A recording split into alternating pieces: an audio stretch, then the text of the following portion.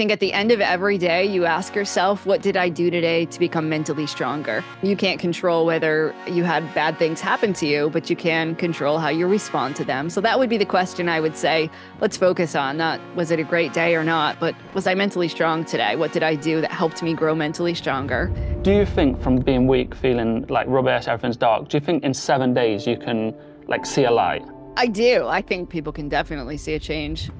Welcome back to the Everyday Stoke podcast with myself, William Mulligan, and today I'll be talking with best-selling author, therapist, and host of the Mentally Stronger podcast, Amy Morin.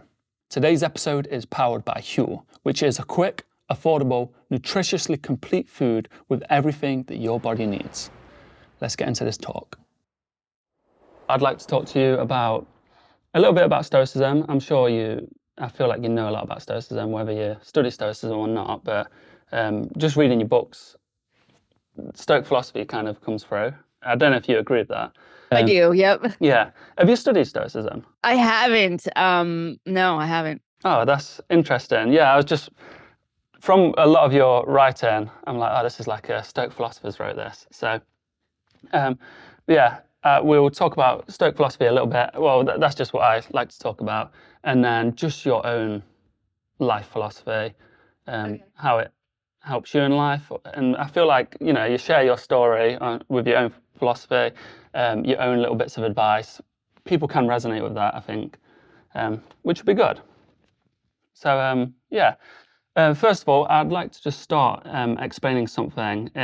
There's a popular misconception about Stoicism. I'm not sure if you've come across it, that it's like about being cold and like isolated. And I think people have equated that this is mental strength. Like if you can just be this there is a quote about it from Marcus Aurelius about being the rock that the waves crash over. But it's kind of been taken out of context, and people equate this to mental strength and being a strong person. Do you agree with that, or what do you think is a strong person? Yeah, I get a lot of feedback sometimes from people who think that. They'll say, if you're mentally strong, does it mean you pretend you don't have emotions or you act like a robot? I don't think any of that is true. I think it's quite the opposite, actually. It's knowing that you have emotions and having the courage to acknowledge how you feel, but also having the courage to know that you can change how you feel too. You're not stuck.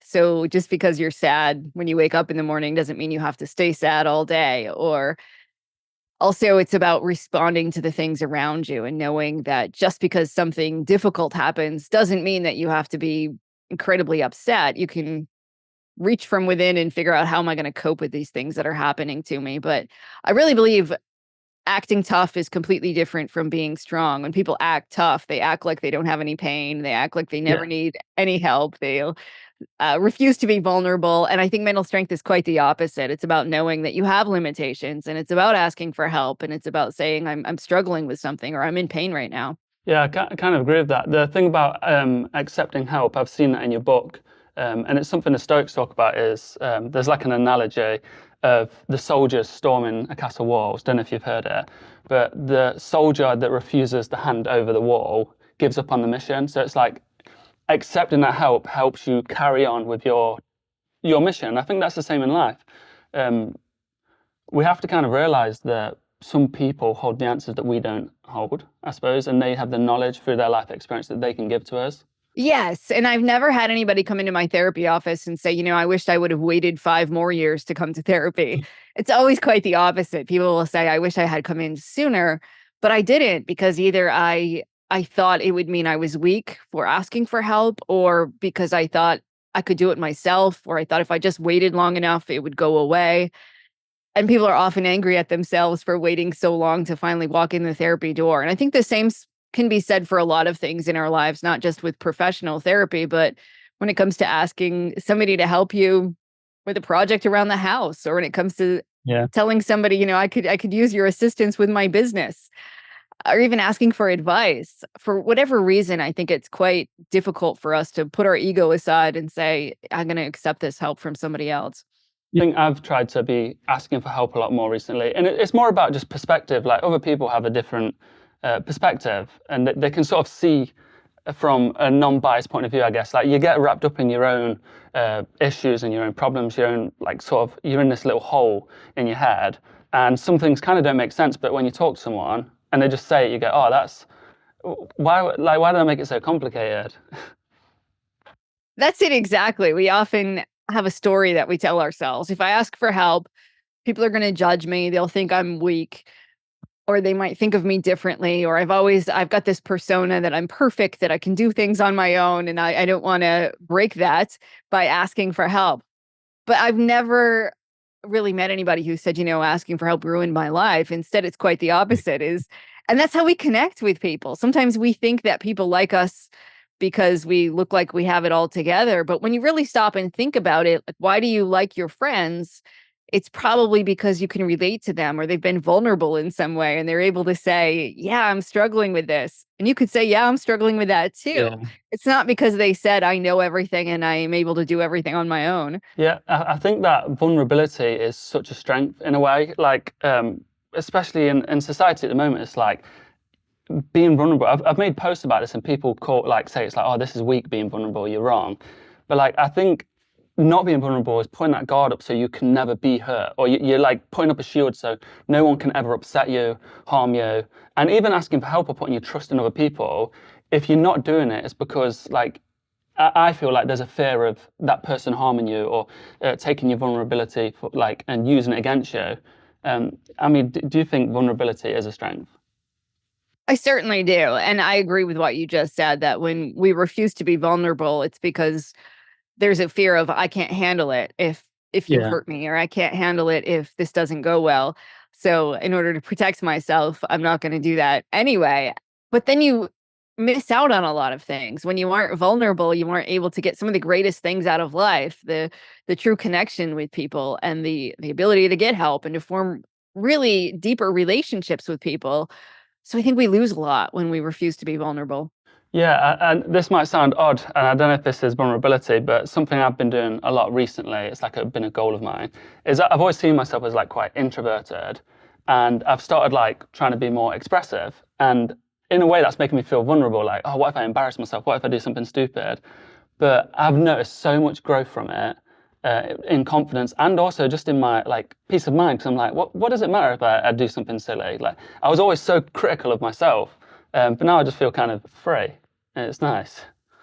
I love that. And I think that's a wonderful example of vulnerability to say, I've always held one certain belief about myself, or I feel more comfortable in this way. I'm going to test it as an experiment. What happens when I try to do something a little bit differently? It might not go well. There's never a guarantee that things are going to go wonderfully, but you put yourself out there and tried it. And I think sometimes people get caught up into thinking, well, that's not me. That's not my personality. So therefore, I can't do anything different.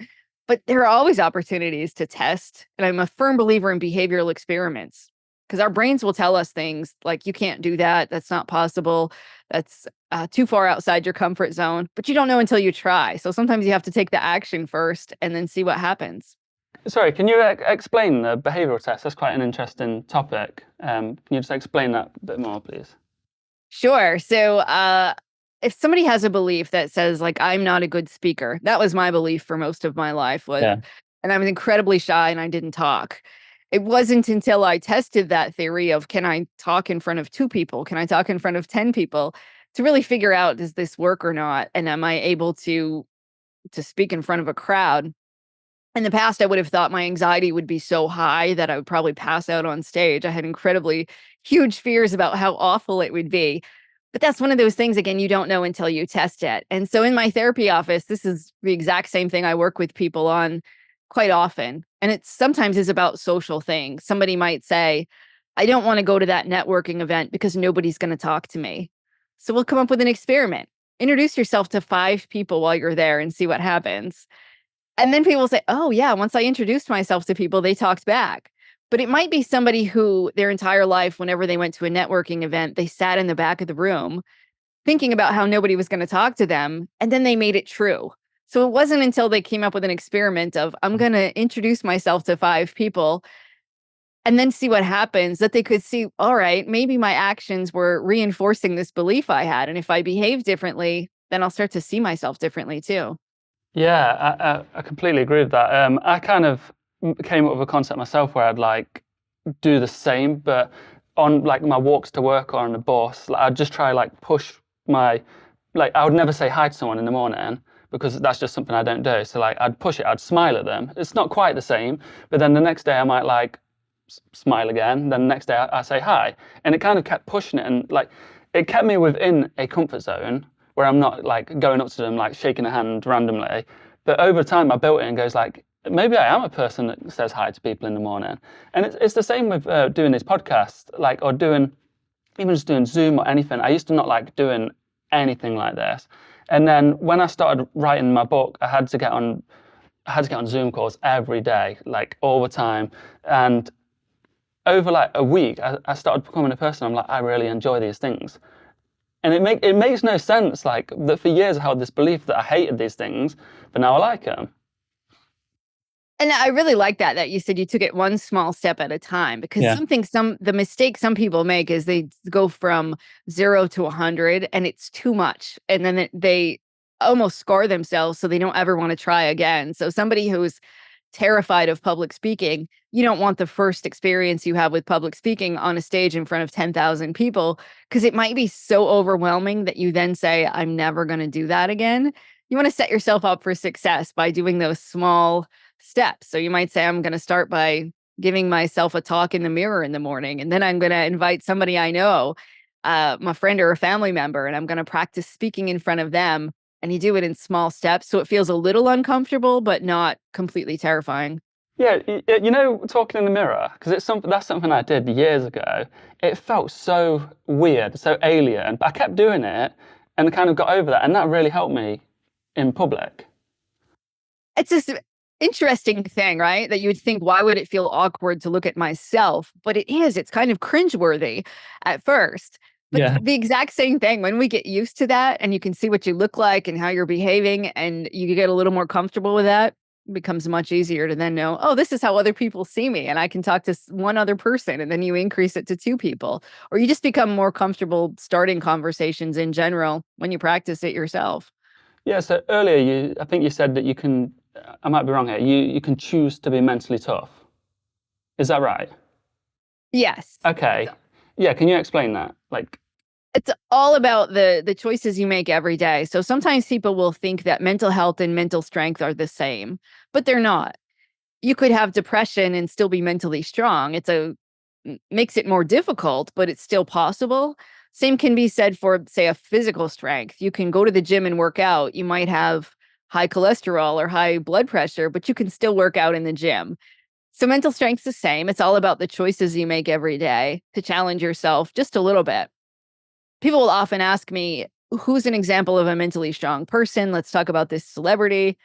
I have no idea based on their behavior alone whether somebody's mentally strong, because you don't know what kind of battles somebody's facing inside their own minds. It's easy to say, well, this person must be mentally strong because they can do this certain thing, but you don't know what else they are struggling with. You don't know how difficult that is for them to do. Some people, it's just easy to say, get up on a stage and give a rock concert, but that same person might struggle with making a phone call to their doctor. You have no idea, but the point is that we can all choose to set these goals for ourselves and to figure out, how do I step just slightly outside of my comfort zone, and what am I growing? How am I learning from this? And where do I want to go from here? yeah, do you ever think that mental strength can be, like you spoke about someone with, like, say, bad mental health, but they've got like mental strength. Do you ever think it can be a bad thing where they keep like kind of pushing themselves through the wrong thing just because they've got strong, that they've got strength and they've got this discipline and they're making it through, but it's actually the wrong thing for them?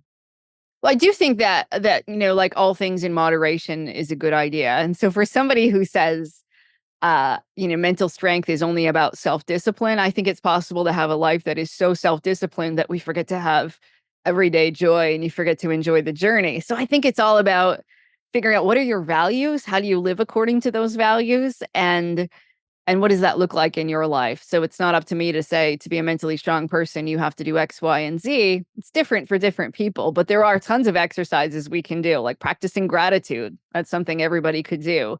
Or we can challenge the negative thoughts that we have. We can change our behavior. So many things that all of us could do, but it might look a little different in everybody's life. Yeah, I agree with that. I mean, practicing gratitude is something that changed my life within like probably a week. I think it's something you write about. Is like for many years I was in this like idea that life is just rubbish and I cannot get out of this. The way I've like sort of compared it to as being in a hole, and I'm making it impossible to climb out of that hole by saying like, I'm poor, I'm weak, I'm shy, I'm nervous. Like I can't. There's no way of getting out of it. Life's rubbish. And one day, I just tried to switch it. I says, why am I trying to prove that these things are real? So I started going, oh, things are good. And it felt really fake at the start, but even after a week, like it didn't fix my life, but it switched it quite good that I was no longer looking for the bad. It was still hard to look for the good, but I was no longer, it's like I was standing in front of an audience saying like, this is why I can't do it. But then I switched it to looking for reasons I can. And it was just that switch. I love that. And I think that is a perfect example of how gratitude can get our brains just more focused on the positive. We're often hardwired to go for the negative. Your brain wants to look for danger. But if you can then remind yourself, all right, even though maybe today's not the best day ever, I still had food to eat and water to drink, and there's three other things I can be grateful for, just helps to remind you the world isn't all bad or that your situation isn't the worst it could be. There's still things that are good in the world. And just opening our eyes to that, I think, trains our brain to start focusing just a little bit more on the positive. And then when you start to look for the positive, you feel better. When you feel better, it often affects your behavior because you feel like, oh, I do have some ability to take action in my life. And there are things I could do to make it even better. And then when we start changing our behavior, we start to feel better, think more positive, and it sets us up for a much more positive cycle. Yeah, I mean, yeah, like I consider like that I'm quite a positive person, but just yesterday, so like normally I'm like 100% positive, but just yesterday I sort of like, I don't know, like I just had a tough day and reverted straight away looking for the bad. For a while, I was looking for the bad and I thought, right, I'm just going to take a break from everything. I just went back home to my daughter. I just like went on a walk with her and kind of like took that break. But like, I kind of don't know why I would revert back to that way so quick. I suspect that when we feel bad, it affects our thoughts, right? All of our emotions affect the way that we think. If you feel really anxious about something this morning, if you woke up with a lot of anxiety, maybe it's about something completely unrelated, maybe you're worried about a family member, but then you get a business opportunity. You're much more likely to say no to that business opportunity because you have anxiety about something completely unrelated, but your brain can't quite figure out why you're anxious, but it would just see this business opportunity as a much bigger risk than it actually is. Or if you're sad one day, your brain's going to start thinking about more sad things just naturally. Or when you're mad, if you're mad at somebody, if you get in an argument with somebody and you're angry at them, and there's a reason why, even if you're angry because of something they did 10 minutes ago, you might bring up something that happened 6 months ago. That's because all of those angry memories get stored in your brain in the exact same place. So when you feel angry, all of those angry thoughts suddenly become really readily available. And so our emotions certainly affect it. And in the therapy office, we'll often help people figure that out, like what emotion triggers these kinds of thoughts. Somebody might say, when I'm sad, I feel absolutely worthless, and I start to think I'm not a good enough person. So we'll recognize, well, those thoughts aren't necessarily true. They're just driven by the emotion. So then what can you do to combat those negative thoughts? And then also, how do you shift your emotional state so that you can think more realistically? Oh, so you're saying like, if because I agree when I notice this with people, I notice this with myself. When you're angry, suddenly you can think of like a million reasons why you should be angry. Um, is that the same or comparable to sadness? It is. So our brain is sort of like a file cabinet where all of those thoughts get stored into a file.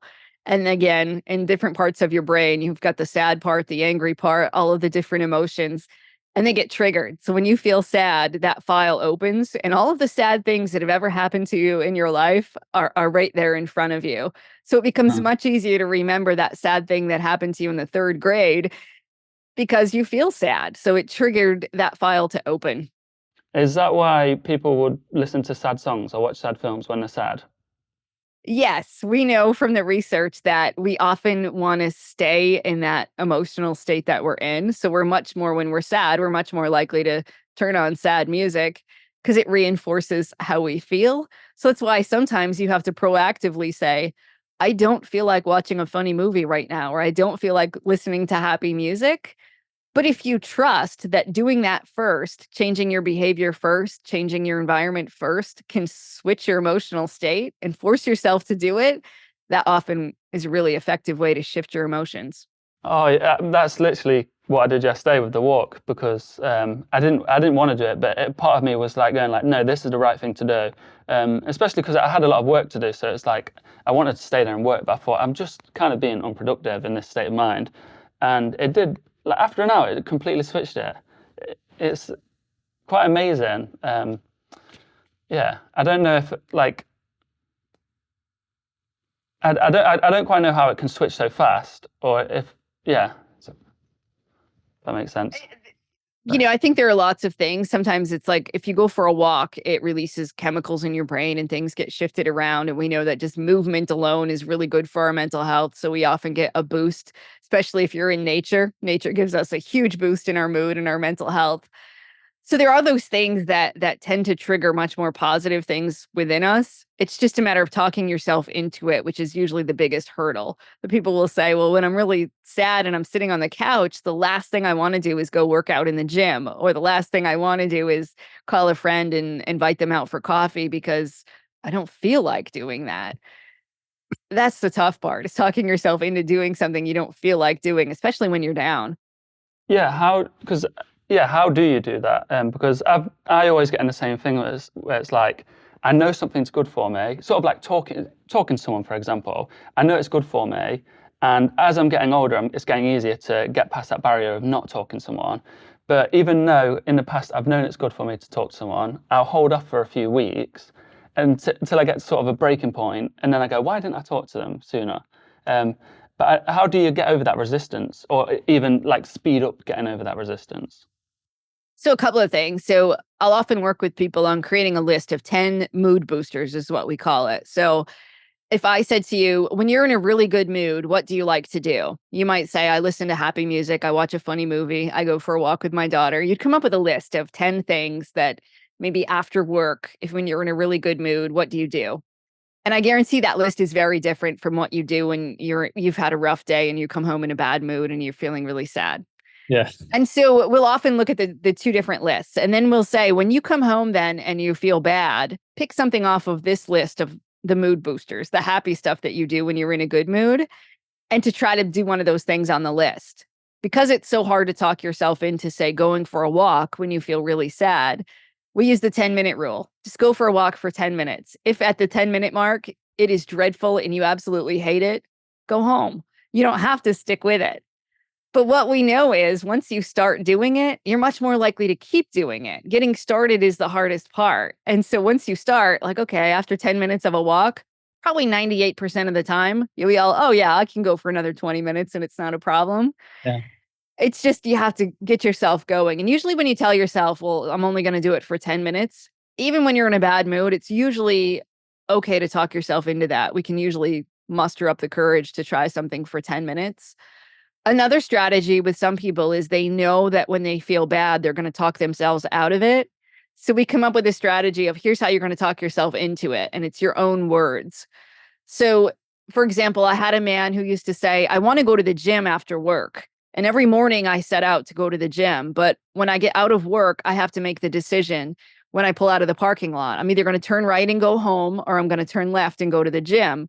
And he said, every day I'm walking out to my car and I'm like, I'm tired today. I deserve a day off. And I convinced myself to just go straight home. So we created a list of the top 10 reasons why he should go to the gym, and he taped it to his steering wheel. So That's before he good. could start his car, he would read that list. And it was like, it's healthy to go to the gym. You'll feel better afterward. You can do it for just 10 minutes. And then once he started reading that list, he said, well, then it's much easier. He said, I talked myself into turning left and I would go to the gym. So we'll often find these little strategies that people can use to talk themselves either into doing something or out of doing something else. So somebody who says, late in the evenings, I always reach for all these snacks and I kind of blow my diet for the whole day. What do? We might have a list on the refrigerator of the top 10 reasons why you should reach for the carrot sticks as opposed to the junk food. And when people read that and it's in their own words, then they can often be like, okay, I'm going to manage this emotion and find something different to do. Yeah, it's almost like when you're in a certain state of mind, you lose reason. Like you want, like that man you're talking about, he wants to go home, so you lose all reason of your past self that wanted to work out or go to the gym, and then you're looking for any excuse out of it. It's sort of like when you go to bed, you make all these wonderful plans for the next day, because there is no resistance at that point. There's no resistance between you and doing those things. But as soon as you wake up, suddenly you've got the resistance of like waking up, getting out of bed. You're going to be cold. So I feel like a lot of it's about like minimizing resistance. It is. And we know from the research too that just as you say, like our logic goes down, the more our emotions go up, the less logic we have. So in order to combat some of that resistance, sometimes you either have to reduce the intensity of your emotion or you have to raise your logic somehow. So sometimes it's that list that can help you figure out, yes, I'm going to read over this list to raise my logic. Here are 10 logical reasons why I should do something. And then the other half of that is sometimes we just reduce the intensity of an emotion. So you get up off the couch and turn on the happy music. Might boost your mood a little bit. So your mood is the sadness goes down, your logic goes up. So it's really about finding that balance. Do I need to raise my logic or reduce the intensity of an emotion? There's several strategies you can try to do either one. I think I might start incorporating them into my life, specifically doing the things I do when I'm happy. Because, like you say, when I get home, I will put on like a fun song, like just be a bit silly. But if I was in a bad mood, I wouldn't come home, be silly. But I know myself that after like 10 minutes of being silly, it sort of like switches it. And I do think that, my partner's done it to me when I'm in a bad mood. She'll like, put on a silly song or something and or like cheer me up that way, and that also does it. Do you think sometimes you do need someone maybe to kind of make that switch for you? Yeah, it's wonderful when we have somebody in our lives who will do that for us. And I think the problem sometimes comes in is somebody calls their friend to say, I had a really bad day at work. And their friend kind of commiserates. Yeah, my day was bad too. And they talk about all the awful things in their day. And then they both feel bad. Nobody really feels better. There's this idea that venting helps us get everything out. But that's actually not true. That's a myth. Like when you're venting and complaining, it actually adds fuel to the fire and causes us to feel worse. So you don't want to do that. If you really want to shift your mood, you call your friend and talk about something completely different, like something happy, or you ask them how their day was, or you make a joke, or you start to be silly, then you feel better. There's nothing to say you can't process a bad day or something a little bit, but you just don't want to get into the mode of complaining. So if you have somebody that recognizes that you need some happy music or some silliness in your life and they can help you make that shift, that's magic right there. When you have somebody else who recognizes, no, I don't need to sit here and complain with you. Instead, let's make a shift. Yeah, I mean, sometimes I find like when you're in that mood, you like for a while you find it annoying, like stop trying to cheer me up. I don't need cheering up. But most of the times that's exactly what you need. But the thing about, I actually have a friend that calls me most days when I'm on my walks with my daughter, and most days normally he rings me up and he's like got a few problems for 5 minutes, and then he'll say, right, anyway, let's let's change the tone. But I think like in a way, and because I'll do the same to him sometimes, it's like you kind of get the ideas out your head, but then you don't stay stuck there. You sort of like take it much happier. Personally, for me, I think that's quite healthy.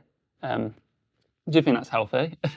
I do too. I think, Yeah. we don't want to pretend that problems don't exist. If we always just pasted on a smile and said, everything's wonderful in my life, that wouldn't be helpful. You want to make sure that you can say to somebody, yeah, I'm struggling with this. Here's a problem that I have. And it's okay to talk about it. You just don't want to stay stuck there. So I've got a Stoic quote. Well, there's a Stoic quote. This is sort of paraphrasing, but about it's not events that harm us; it's our perception of events that harm us. Do you think that's true? I do. As a therapist, I've seen some people who really struggle with what would seem like a minor event in their life, whereas other people have had tragedy after tragedy, and they're still the most optimistic and hopeful people ever. And it was really about how they perceive those events. Somebody that struggles with smaller things could easily conclude my life is awful, terrible things always happen to me, I'll never have anything good happen. And when you believe that, there's a pretty good chance you'll make that true. And so, as opposed to somebody who says, all right, this was an awful phase of my life, this was difficult, and I'm going to take the action to make the next phase of my life as good as it could be, will live a completely different life, even though maybe they had very similar circumstances. Yeah, I often think of the story of the two brothers. You've probably heard it a lot, but where they had an alcoholic, abusive father, and one brother turned out to be not alcoholic, great father, and then the other was alcoholic, abusive father. And when they was asked why they did that, they said, because my father was abusive alcoholic. So it's the same circumstances, but they've looked at it a different way, um, which I think is quite amazing. And I see that all around me, actually, where some people that have been through the hardest times are the most wonderful, caring people. And I often think, do you think that's because they've felt those depths, so they're able to kind of be empathetic with other people? I do. I think sometimes going through really hard things does a couple things for us. I think it really makes us appreciate the good times. Suddenly, the everyday things that maybe you get to enjoy, a 10-minute walk outside, feels so much better when you've gone through something really bad. Like, we know a cold lemonade tastes better after you've mowed the lawn on a hot sunny day than if you just had it regularly. And so sometimes it makes the good times feel even better, but it also, I think, helps us relate to other people's pain. Once you know what pain feels like, you can recognize it better in other people and also empathize. Even though their pain might be from something completely different, pain is pain and everybody experiences it. And when you've really gone through deep pain in your own life, I think it does give you a new perspective on other people.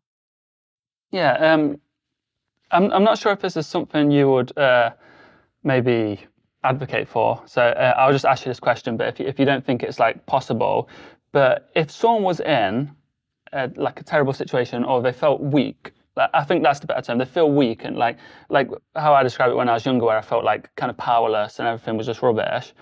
Do you think from that position, being weak, feeling like rubbish, everything's dark, do you think in 7 days you can like see a light? And do you think there's a way to do that? I do. I think a week of changing the way that you think, reframing some of those negative thoughts, and then taking some kind of positive action, I think people can definitely see a change in 7 days or less. Do you have any steps? Like, say someone listening is in that place, do you have any steps that they could literally take that may help them? Sure. I think at the end of every day, you ask yourself, what did I do today to become mentally stronger? Because that's something you can control. You can't control whether you had bad things happen to you, but you can control how you respond to them. So that would be the question I would say, let's focus on. Not was it a great day or not, but was I mentally strong today? What did I do that helped me grow mentally stronger? I would say every day it's about taking action too. Sometimes we forget to take action and we just kind of wait to see if things get better. So if you take some kind of action every day and asking yourself the question, do I need to solve a problem or do I need to solve how I feel about the problem? If you're behind on your bills, that's a problem you probably need to solve. I'm either going to raise my income, I'm going to reduce my debt, I'm going to set a budget, I'm going to take some kind of action. If I am concerned about a family member who's drinking, I can't change that. I can't make them not drink. So a lot of people get caught up into, I'm going to tell that person not to drink anymore. I'm going to hide their alcohol bottles. That's actually not the best approach. The approach is, I'm going to solve how I feel about this. And it might mean that I change my behavior and limiting my contact with them, or I ignore some of their behavior that I don't like. And I think a lot of our suffering in life comes from answering that question the wrong way. We try to solve problems we can't solve, and the problems that we can solve, we don't focus on that. We just try to make ourselves feel better for a minute. So back to the debt example, if somebody says I'm really upset because I have a lot of debt, they might be tempted to just spend the whole weekend watching TV. That makes them feel better for a minute, but it makes things worse because Monday morning you still didn't come up with a plan. So I would say those things. I would say, ask yourself, what did I do today to grow mentally stronger? When you have a problem, do I need to solve the problem or solve how I feel about the problem? And then what action do I need to take, whether it's action to solve the problem or action to solve how I feel about the problem? And once you start knowing, yeah, there's always some kind of action I can take, I think people instantly start to feel a little bit better. Yeah, that's actually wonderful. I think I wish I kind of heard a lot of that when I was younger. I mean, it's good to hear now, actually, because I can use it. But something that came to mind when you were talking then is the dichotomy of control. Have you ever heard about that? Yeah, Yes. like the Stoic dichotomy of control. But I think what you was explaining kind of falls into that, most of the external world, these things are outside of our control, like the way people perceive us, our wealth. In some regards, the Stoics believe that our health is out of our control, because as much as you can try to be healthy, things can happen. So they recommend that you focus on what you can control. So your opinion, your motivation, your desire, your aversion. And I think that's what you were saying is like focus on your character in a way. Exactly. And when it comes to control, we talk about what's known as the locus of control. Some people believe that their ability to succeed in life is 100% within their control. Other people believe it's fate, like I can't control anything. Either good things happen or they don't. The healthiest people are somewhere in between. Yes, I can work really hard. That's within my control. I can apply for the job. That's within my control. But if I don't get hired, it's not necessarily 100% my fault. Maybe they hired the boss's cousin. You don't know. But we come up with these conclusions often in our lives about what's our fault and what isn't. And sometimes we get that wrong. And just recognizing, yeah, I can go to the gym. I can eat a healthy diet. That's within my control. How much exercise I get, but maybe it's not within your control whether you do develop a disease. Genetics play a role. You can't affect that. So yeah, I think life gets a lot better when we let go of a lot of the things that we don't have control over and just accept that. Yeah, I agree. That's the one thing that from Stoicism that it took a long time to let go of that control and understand what's not in my control, what is. But that's something that changed my life. I hope you're enjoying today's talk with Amy Morin. Stick around because it gets even better. Just a quick thank you to today's sponsor, Youre, which is a quick, affordable, nutritiously complete food with everything that your body needs. I've been using Youre for a long time now to power up my workouts. It keeps me fueled throughout my workouts, throughout my runs. It keeps me going through my writing, and now even the podcasting and these talks with these incredible guests. What I love about Youre is that I know I'm getting everything that my body needs. It tastes great. I love it. It falls in line with my own ethics, and that's what I like about their company.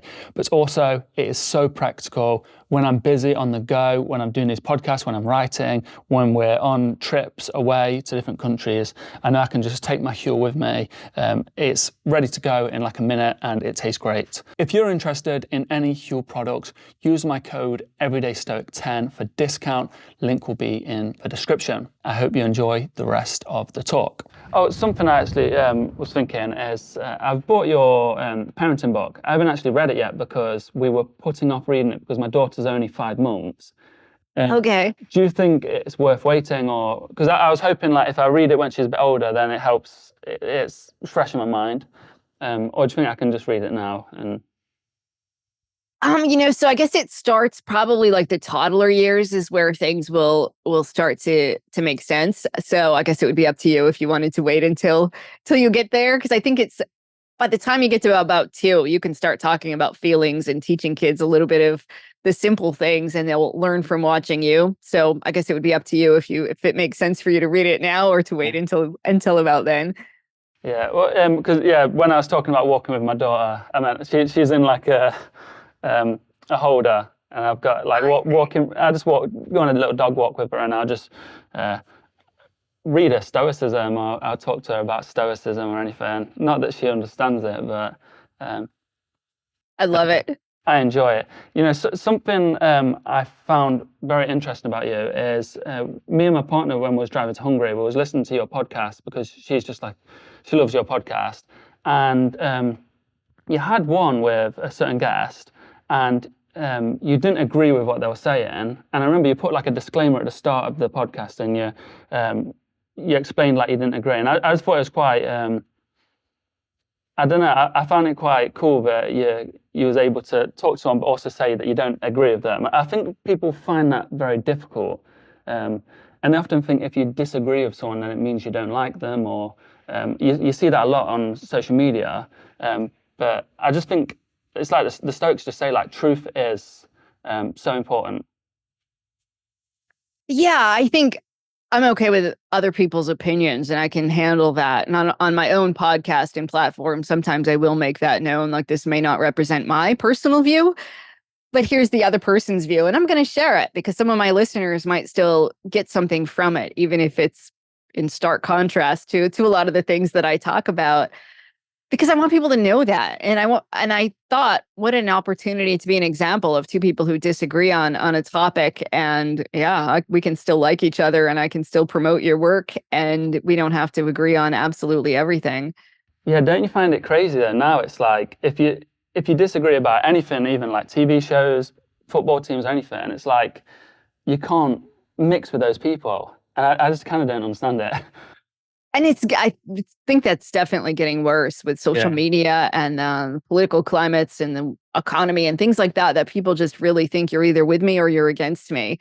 And if you don't agree with me, then we can't possibly be friends. And that concerns me because I think one of the best things we can do is to be open to learning from other people and to figuring out their point of view, and to be able to listen to a point of view you don't agree with can be tough, but that can expand your mind to seeing that there are different perspectives, and that our own brains lie to us all the time. It will tell you can't do something that you can. It will give you a certain perspective. And when you talk to other people, you can see things a little bit differently sometimes.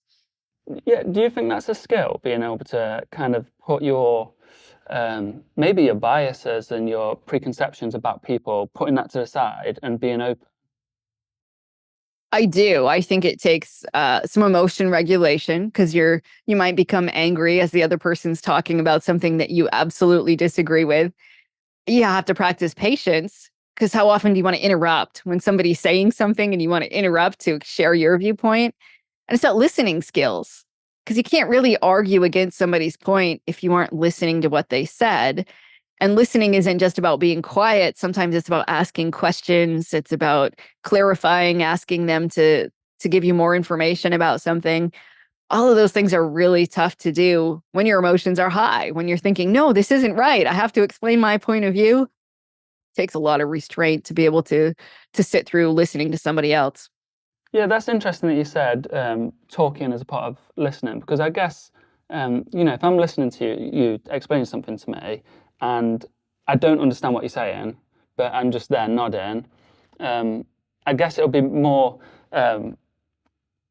It'll be better of me if I'm actually listening to what you're saying, is to go, oh, actually, Amy, can you just repeat this because I don't understand this term you've used. I've never thought about that interaction is like helping you listen and understand what the person's saying. Exactly. And I've been guilty of that in my own life. When somebody's talking and I don't understand what they mean, I just kind of nod my head. And rather than asking the question, or I don't want to look stupid, so I don't ask, can you go back and clarify that point? But being a really good listener often involves that, saying, can we back up for just 1 second? You said this thing and I didn't know what it meant. If you could explain that, that would be helpful. And sometimes it's about reflecting back what you heard too, because so often somebody's speaking and then we want to jump in and share our viewpoint.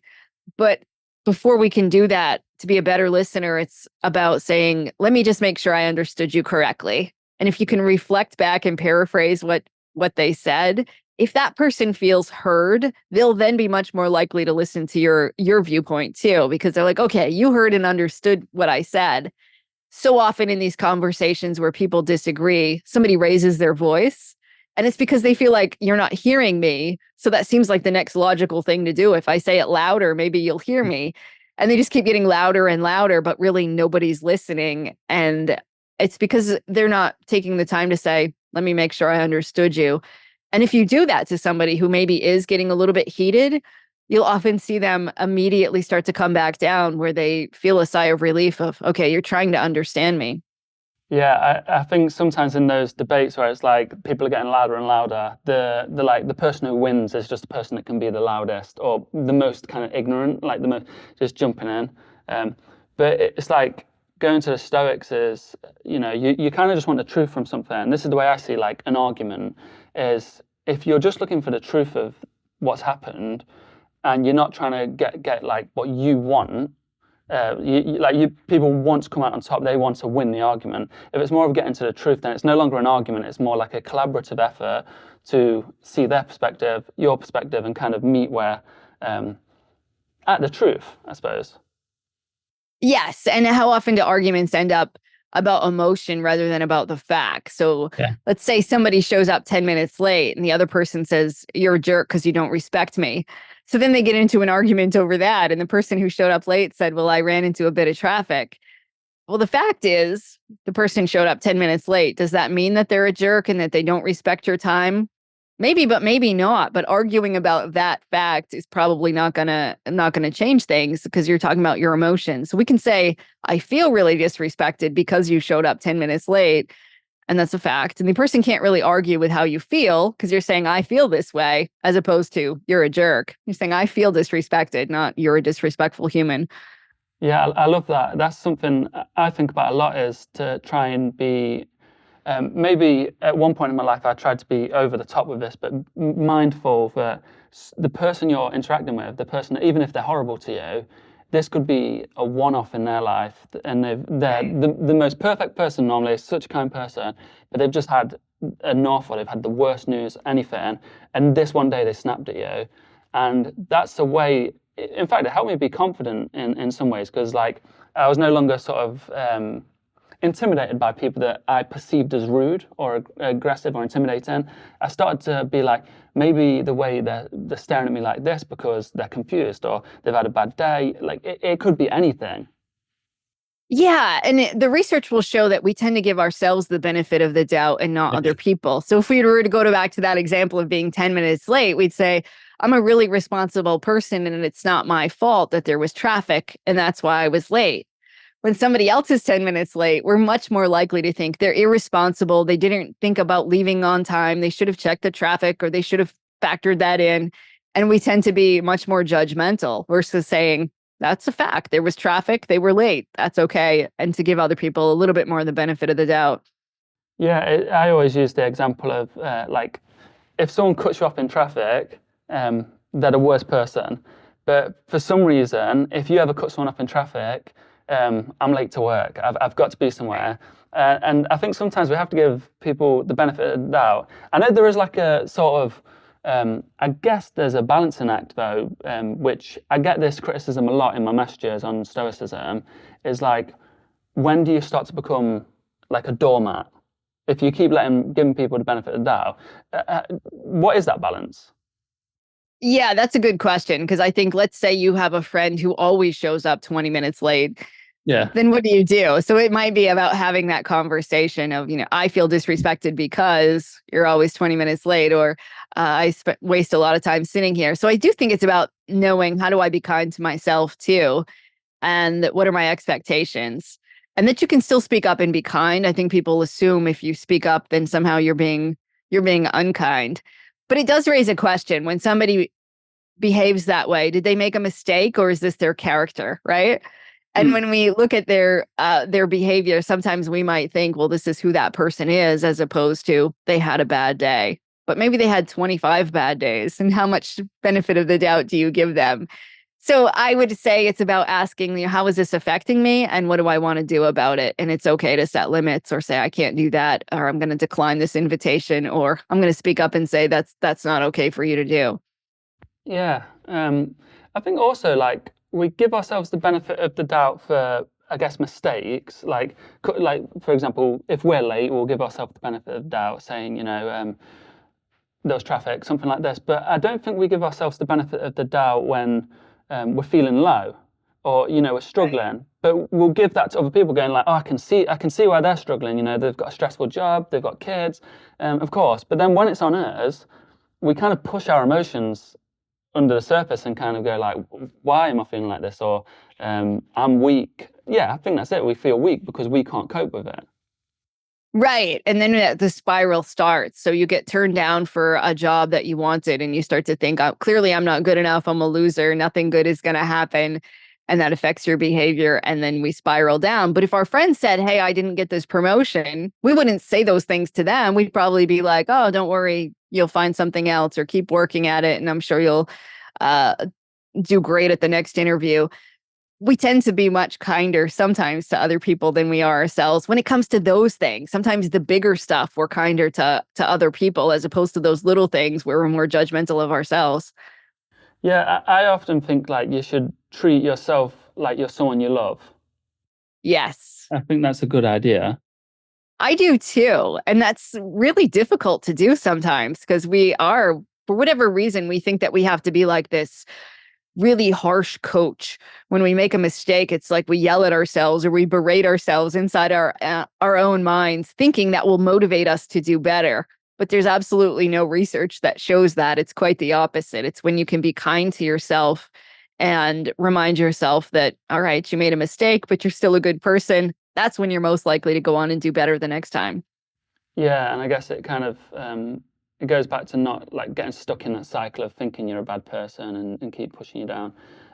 Something I want to ask you, because I do have a newborn that's 5 months, and you have wrote a parenting book.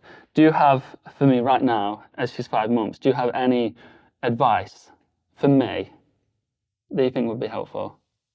So I love the idea of taking your daughter for a walk to improve your mood. I think even babies will pick up on the emotions, on the stress, on what's going on around them. So even though they can't verbalize yet how they feel or what they're thinking, they will absolutely pick up on that. So I think all the positivity that you can surround a baby with, the better. And because they're learning all of these other things, like when I get upset, what happens? Does somebody come pick me up? That's wonderful. Then they know, yeah, I can trust people, right? All of these things that we learn about the world, about ourselves, about other people often come from that time when our brains are forming, and yet we don't have the language to explain it. So I think for your daughter to know, yes, I can trust that when I'm upset, dad is going to be there. And I can trust that we're going to do stuff like go for walks and that we are going to have fun and that there's going to be a lot of positivity around us. Those are all the most wonderful things you can do for a baby that age. That's good to know, because that's kind of what I sometimes think, if like maybe I'm going wrong in certain places, maybe I'm not doing certain things right, but as long as I'm doing that, I feel like I'm doing a good job, or I'm doing my best in that sense. And there's a lot of research too that trying to be a perfect parent really doesn't work out. You just have to be a good enough parent. And that over the years, you're going to make mistakes. And those are actually wonderful opportunities for your daughter to learn. She's never going to have a perfect boss or a perfect partner. People in her life are going to make mistakes. So when she sees you make a mistake or when you aren't 100% doing all the things you want to do, that's okay too.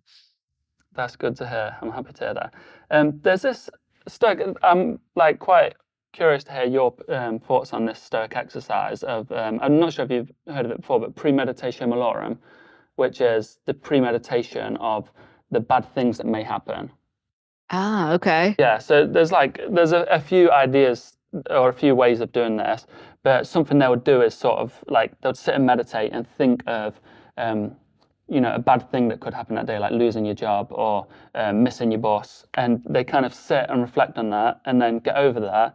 And they believe that it prepared you for when these things happen. It builds your mental strength, and it sort of also takes away the surprise of when these things do happen. Um, what do you think of that exercise? So it's interesting. I think it has the potential to be wonderful and I think it has the potential to be damaging depending on Yeah, how it's used. And maybe you can help me understand better how it's used. So if somebody thinks about a bad thing happening, but they're imagining themselves coping with it, I got fired today, but yet right after I got fired, I stayed calm, things went okay. That I think can be really helpful. So often we just think about the good things, but there's evidence that if I'm going to run a race and all I do is imagine myself crossing the finish line, my brain reacts as though that wonderful thing already happened and I put less effort into running the race. So if you're going to visualize something, you want to visualize yourself sweating, breathing hard, struggling, and putting in the work. That's not fun to visualize. We just want to see the reward at the end. But when you visualize yourself that you're persevering despite the hard work you're putting in or the difficulties, I think that's really helpful. Where I think this exercise could go wrong is for people who can't shut that off. yeah, Ruminating on something over and over is where it would become a problem. Somebody who says, gosh, I think about getting fired 3 hours a day, or every single day I wake up and I just imagine all the bad things that could happen and they can't get out of that cycle, that's when it could become damaging. yeah. So that's kind of the advice I've given is like because people say, oh, I don't want to be disturbed by these thoughts, especially I'll explain what the Stoics say as well, but I've always sort of said if it causes any unease or rumination, then I wouldn't recommend it. But the Stoics do go as far to say, some of them say, to imagine your own death. So you imagine your own death and you've imagined that this thing's happened, and then their belief is that when you realize that you're still here, is the gratitude that comes with that is you just have this sense of gratitude because you're like, no, I'm still here, and this life is so precious. I can't just keep getting in a rut, wasting time, procrastinating. Like, I've got this precious gift. So yeah, that's kind of the extreme of it. Well, and something about death, we don't like to think about it, but it's going to happen. So there is a point in our life where it's going to end. And I think that could help a lot of people put their priorities in order and give you a different perspective. This one little thing I'm consumed with today, how much does that matter in 5 years, 10 years? When I'm 100 years old, looking back over my life, will this thing I'm really worried about today actually matter? Sometimes that's helpful for people to then be able to say, no, actually, it doesn't. And something else about thoughts that disturb us, there's a thing about exposure therapy. The more that we do the things that bother us, sometimes when it's anxiety provoking, the better equipped we are with dealing with it. Somebody who is really scared of something and they're trying not to think about it, sometimes the solution is to say, let your brain think about it so that when that pops into your head, it's not so scary anymore. We know this often happens with, say, a traumatic experience from the past. People will go to great lengths to never, ever think about it again. But because they're trying to not think about it, their brain keeps flashing it in front of them when they don't want it to. So sometimes the solution is to go back and actually allow yourself to think about it enough, even though it feels scary. Because once you do that, you think, all right, I can handle it. Then it doesn't keep flashing in your head as much when you don't want it to. So the more you try and run away from something, I guess, and try and avoid something, that can have the opposite effect. It can. So there's an exercise I do with people sometimes where I will tell them for 30 seconds, think about white bears, like polar bears, stuffed white bears, white bears, white bears, white bears. At the end of 30 seconds, I'll say, now think about absolutely anything you want. Just don't think about white bears. Set the timer for 30 seconds. At the end of that, I'll then say, I'll give them an exercise to do. Like, let's see how many times you can get through the alphabet backwards in the next 30 seconds. Ready, set, go. At the end of that, I'll stop everybody. And then I ask them, when I asked you to think about white bears in phase 1, how many of you thought about white bears? And the audience will always say, yeah, no problem. And then I'll say, when I asked you to not think about white bears, how many of you had at least one little white bear that flashed into your head? Every single hand in the room will go up again every time. And then I'll say, well, how about when I gave you that quick exercise about doing the alphabet backwards? And most people will say, I forgot all about the white bears because I was distracted by something else. But the point of that is when we tell ourselves, don't think about that thing, and it might be you had a conversation at lunchtime that didn't go very well, and it's now 7 p.m. and you keep rehashing that and you keep telling yourself, well, just don't think about it. It's going to keep popping into your head. You can distract yourself with an activity, and it might be going for a walk, changing the environment. You can usually get that out of your head for a little while. But if you just keep saying, don't think about it, don't think about it, don't think about it, you're going to think about it. We're terrible at doing that. Do you think that's the same with bad habits? Like if there's something you're not wanting to do and you keep saying, I can't do this, I can't do this. Do you think that can have the opposite effect that way? I do. So, because people often ask me, like, why did you write books about what not to do? My books are all like what mentally strong people don't do. And I think in the bigger picture of life, saying I'm going to avoid this thing is helpful. About don't feel sorry for yourself, for example, is a much bigger picture thing. But when it comes to these minute little things, the more you say, don't do this, the more that it's reminding your brain not to eat it. So if I sit around all day saying, don't eat the cookie, don't eat the cookie, don't eat the cookie, I'm actually perseverating on eating the cookie. Or if there's a baseball player who is standing at the plate saying, don't miss the ball, don't miss the ball, don't miss the ball, they're much more likely to actually miss the ball because they keep repeating that phrase in their head. So what we know is big picture stuff like, yeah, don't feel sorry for yourself. Maybe you have some policies. Don't go deeply into debt. Don't do this in your life. But when it comes to those little action steps, you want to focus on what to do to remind yourself, I'm going to eat the apple, not don't eat the cookie. Yeah, that's quite good actually. Something that goes in line with that is, for me, whenever I'm doing something that, like how I spoke about earlier for the book, I was doing Zoom calls that I was very nervous for. And a long time ago, I would spend a week preparing for that in my mind, and it was just horrible. It would get worse and worse, and like, this is going to make me anxious. I'm planning for it. And one day I just decided, let's just not plan for it. And it went smoothly. And I think there's a balance. Obviously, you have to plan in some way, but I think that like cycle that goes on in your head of like, what if this happens? What if this happens? What if this happens? It just, I don't find it helpful at all. And I try to say to people, like, if my friend, he's in a similar mindset to me, where he'll keep overthinking it. And I sometimes say to him, it's just like, you've had your whole life to prepare for this thing. What's one night of stressing yourself out, overthinking? It's not going to help. I like that concept because, yes, you have got all of these skills and tools and strategies so that you can deal with so many things that life throws your way. And so we often think that we're better preparing ourselves with all of those what ifs, and I'll do this, and what if they say that, and how I'll respond to it. But just knowing, no, I have all of these skills and tools, and I'm going to do the best I can in that moment can reassure a lot of people. And for people who are overthinkers, sometimes we'll say, well, let's set a time limit. So somebody who maybe says, I have an interview next Friday, and I just keep rehashing, like, what am I going to wear? And I tried on 17 different outfits and I can't figure it out. And now I'm imagining it going poorly. Well, how much time do you want to devote to this 30-minute interview? Maybe it's worth 1 hour of your life, and you're going to do that for 1 hour. Outside of that hour, just remind yourself, I've already devoted an hour to it. It doesn't need to take up more room in my life. Because otherwise, those little things sometimes can become so consuming that we'll spend 8 hours preparing for something that maybe is only going to last 10 minutes. Yeah, that's actually really good advice. I wish I had that sooner. Because I used to just think about stuff that would never even happen. And of course, in your imagination, things become so much worse because it's boundless. Your imagination has no limits. And you can think of the worst thing happening. Right. Yes, I think that's very helpful, actually, is just allocating a small portion. That's what I try and do, but I have never, it's never been that rigid. I've just kind of gone like, I think I've done enough. But I feel like if I had that time and says, right, this is enough, anything beyond that is just too much. And, another strategy that often works with people that are overthinkers or people that worry about everything is to actually schedule time to worry. So they'll put 15 minutes in the calendar to worry. And whenever you catch yourself worrying outside of that time, you just remind yourself it's not time to worry yet.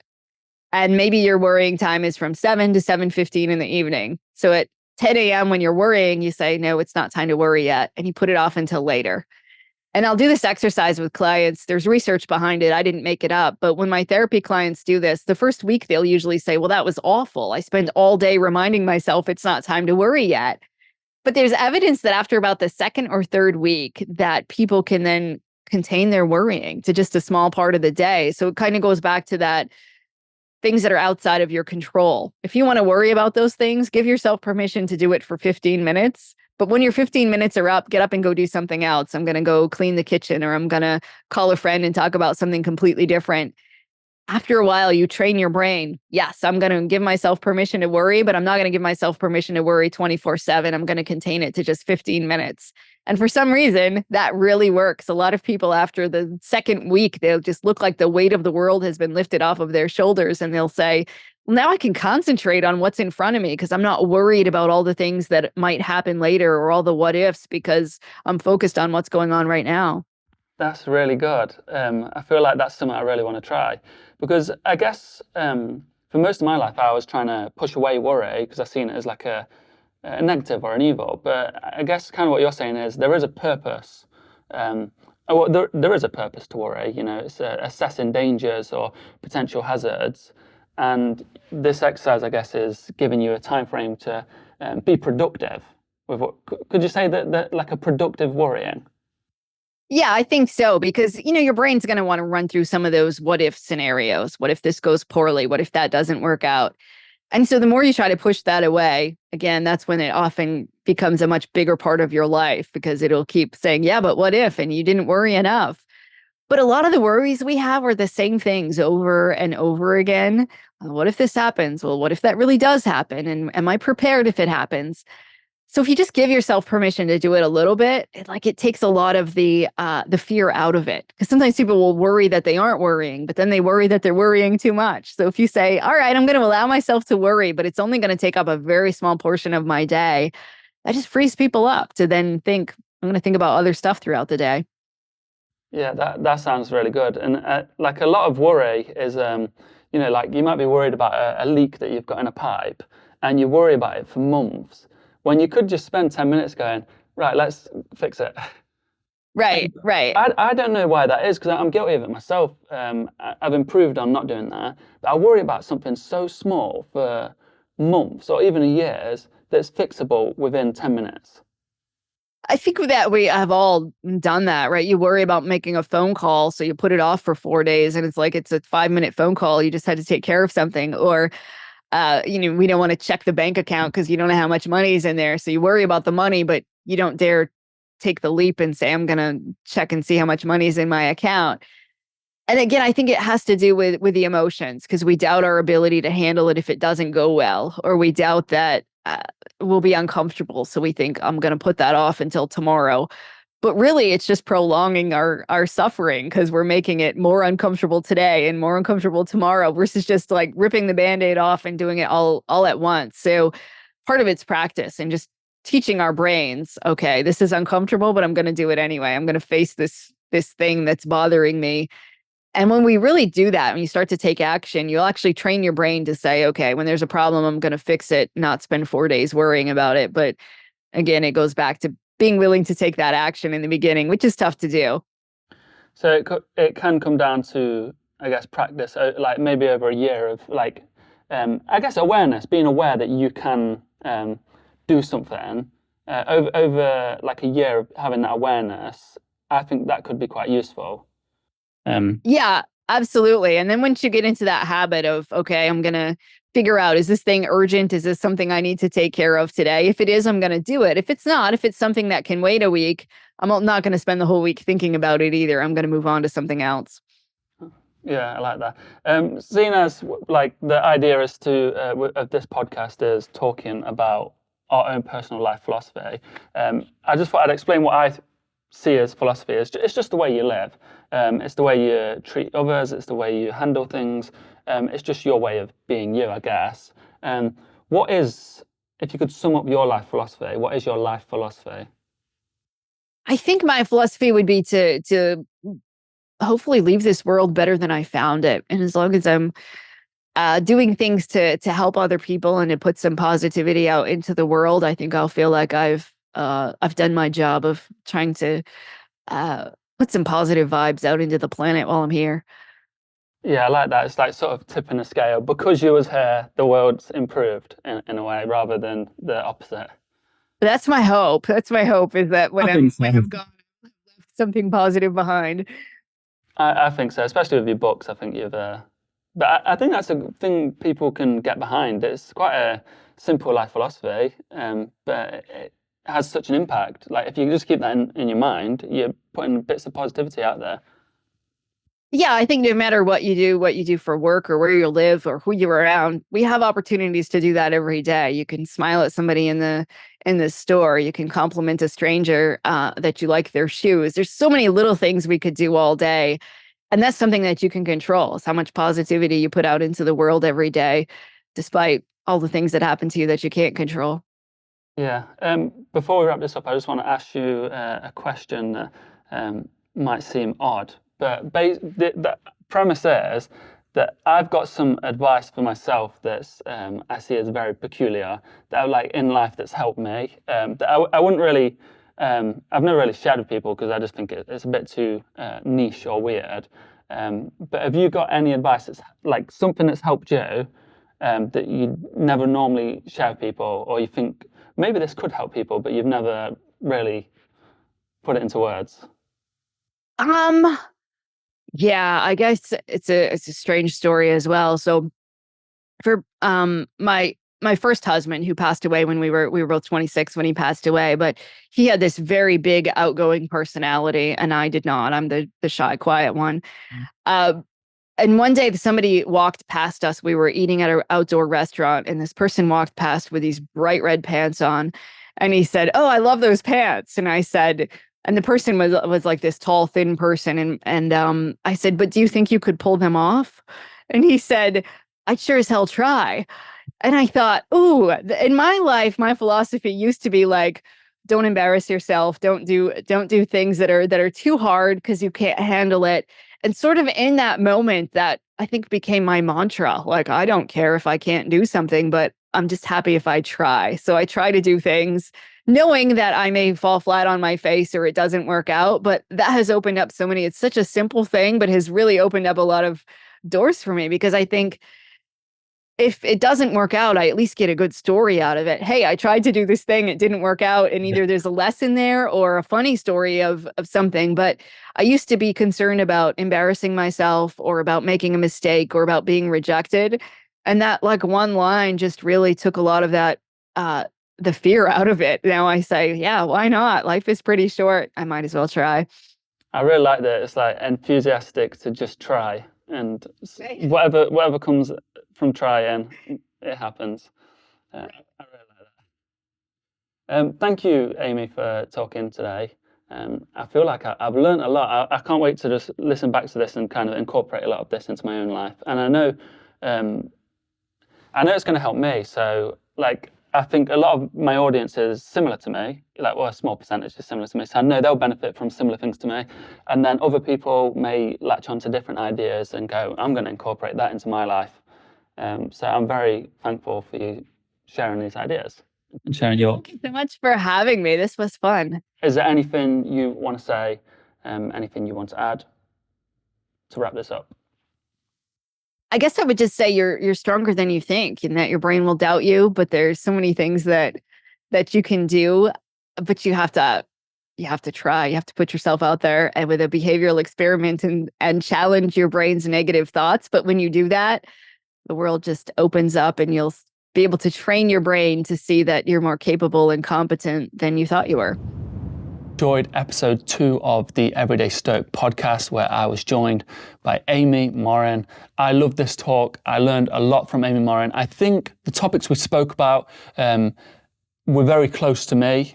It's many topics that I've struggled with when I was younger, and maybe I haven't fully got over them. And obviously, Amy Morin is an expert in this field, so it was a perfect guest to join me, and it helped me a lot. And I'm starting to incorporate these things into my life. I hope it helps you, and I hope that you actually take what she has said, her philosophy for life, and incorporate it into your life. If you just take one little thing from her, put it into your life, and then that can become your life philosophy. And in who knows how long of listening to this podcast, you have developed a life philosophy that will help you become the best version of yourself. Stick around for episode 3.